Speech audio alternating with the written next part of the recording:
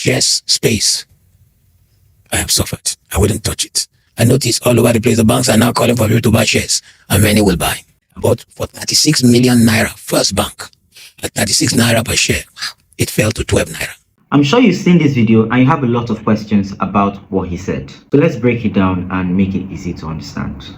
So first, he said he bought 36 million naira worth of First Bank shares at 36 naira per share, meaning he bought 1 million shares, which fell to 12 naira, so from 36 million to 12 million naira. This is the same First Bank that was riddled with debts and lots of non-performing loans from the Otudeko era.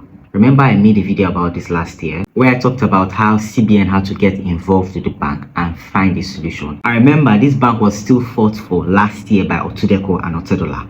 Went and borrowed 60 million in 2005 or 6 from Sterling Bank to buy Sky Bank shares.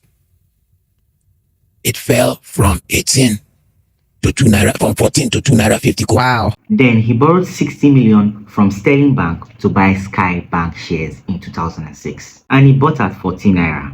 But this bank was formed by 5 legacy banks that merged in 2005. The banks were Prudent Bank, EIB International, Bond Bank, Reliance Bank, and Cooperative Bank. Comment if you know any of these banks. Now, this is a high-risk investment as it is a newly formed bank from failing banks. And then he doubled that risk when he had to borrow the capital for that investment. That was the two problems with this investment. And then the worst part, this happened just 2 years before a global financial crisis that happened in 2008. This Sky Bank eventually failed and became Polaris Bank in 2018. About GTB. I've been banking with them since 1993. About GTB for something like 18 naira. GTB fell to 3 naira 60 kobo.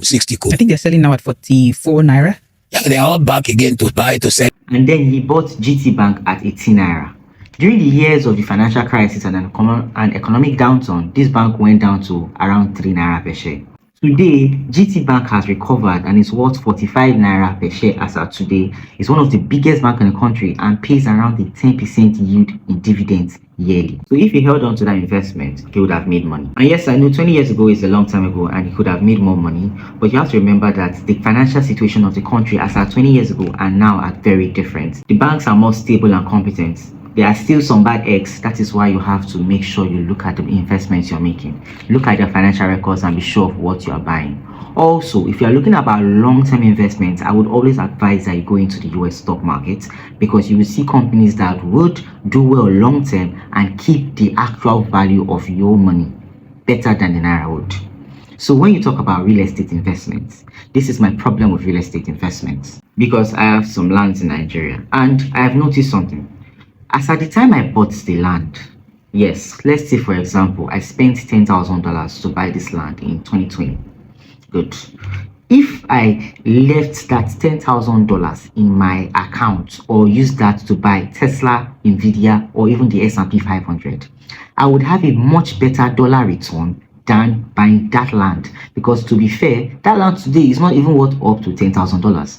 In 2020, $10,000 was 3.5 million. In 2024, $10,000 is now worth over 16 million naira. Remember the difference. Secondly, remember that in those companies I would have invested in the S&P 500, I would have made at least 10% yearly from those investments, which should allow me get another 40%. So $10,000 plus $4,000, that's $14,000 if I just invested in the S&P 500 instead, compared to not even up to $10,000. So stock investments are still viable, are still valid. You just have to know what you're doing and have an investment plan that works. And if you have any counter arguments to this, tell me in the comments. This is your money guy.